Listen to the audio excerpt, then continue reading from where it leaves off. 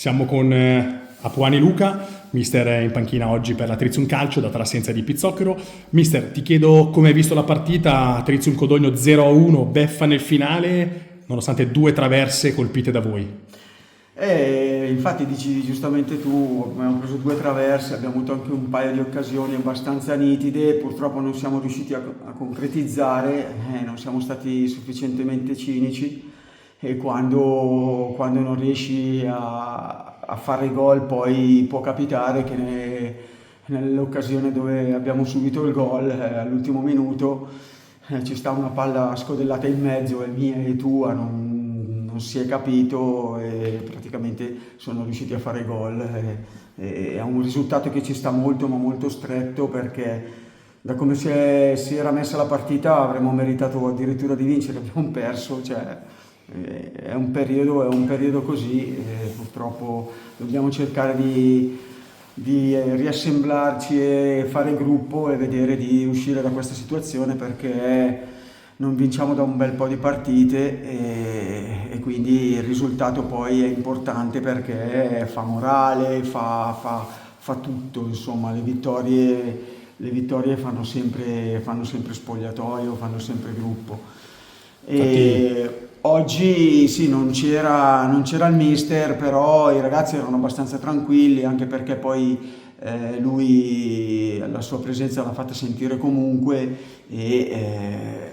cioè è andata così. Mi dispiace soprattutto per i ragazzi, perché in questa situazione qua c'è una fase di scoramento che dispiace, ecco, perché loro ci hanno messo tutto il possibile per fare in modo di portare a casa la partita, però gli episodi ci sono stati sfavorevoli e quindi non siamo riusciti a portare a casa il risultato pieno. Hai detto tutto tu, mister, ti faccio soltanto una domanda. Hai detto bene, vittoria che manca dal 27 ottobre nella gara col Casati Arcore in casa.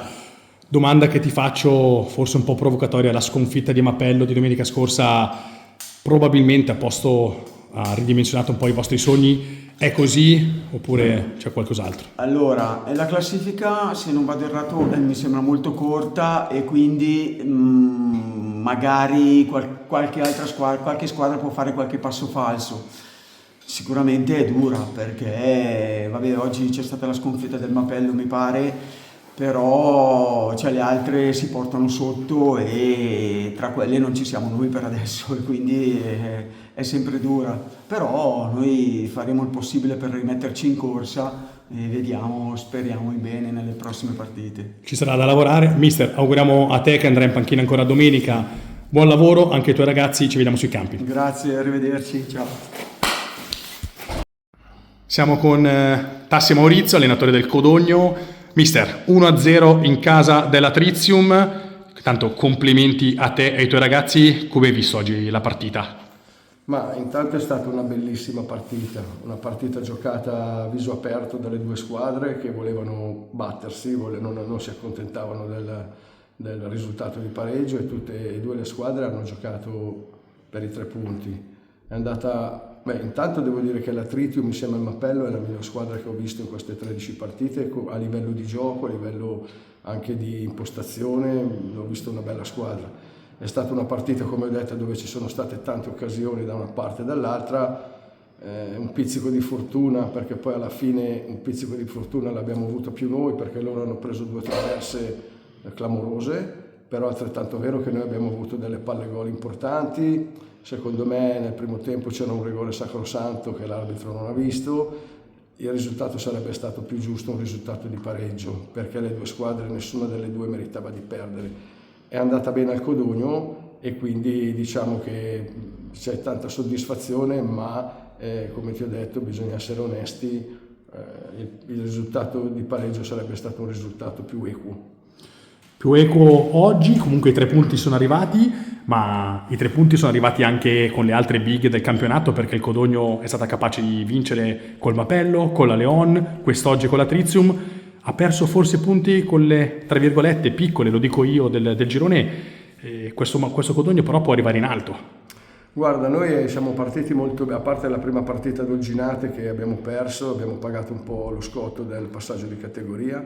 Poi abbiamo fatto una bella striscia di risultati, Abbiamo passato una settimana delle 3 partite, quando c'era l'infrasettimanale, dove sono venuti a mancare 5-6 giocatori, e quando mancano 5-6 giocatori, senza nulla togliere ai ragazzi giovani che avevano giocato quelle partite contro il Calvairate e anche contro l'Arcellasco, avevamo un po' pagato una rosa un pochino corta. Poi sono rientrati, diciamo, i Dragoni, sono rientrati quei giocatori che sono poi l'anima pulsante di questa squadra qua. Ci siamo rimessi in carreggiata, arriviamo da 3 vittorie e un pareggio col Ponte San Pietro nelle ultime 4 partite. C'è una bella classifica, però dobbiamo avere il profilo basso, dobbiamo pensare a lavorare, dobbiamo pensare a migliorare tutti quegli aspetti che vanno migliorati. Una cosa che ho potuto vedere oggi guardando la partita è stata che tutti i giocatori, sia gli 11 titolari che quelli che sono subentrati, hanno dato un apporto importante. Mi soffermo un attimo su Riboli, perché 2 gol nelle ultime 3 partite, 2 gol decisivi, tra l'altro significa avere una panchina che ti segue e che dà tutto quello che può. Ma questo è un po' il discorso che avevo fatto ai ragazzi già ad inizio stagione, dove se si vuole essere squadra bisogna essere squadra in 22, non si può essere squadra in 11. Se andate a vedere ogni partita ci sono sempre 2 o 3 giocatori che vado a cambiare, proprio perché è una rosa dove tutti i giocatori sono meritevoli di scendere in campo. Poi è chiaro che devo fare delle scelte. Oggi ho pensato di giocare col 3/4 nel primo tempo Gianni, che ha fatto un'ottima partita, per tenermi Riboli nella mezz'ora finale, come era già capitato 15 giorni fa, perché secondo me Lorenzo è un giocatore che quando entra mi può anche, come si dice in gergo, spaccare la partita. Così è stato, però la forza del Codogno è questo spogliatoio qua, che non avendo tanti galli nel pollaio, quindi tutti si vogliono bene, tutti lottano uno per l'altro, e credo che le squadre che hanno questo DNA qua sono destinate a fare dei buoni campionati. Mister, ti ringraziamo, ancora complimenti per oggi, ci vediamo sui campi. Grazie. Ciao ciao.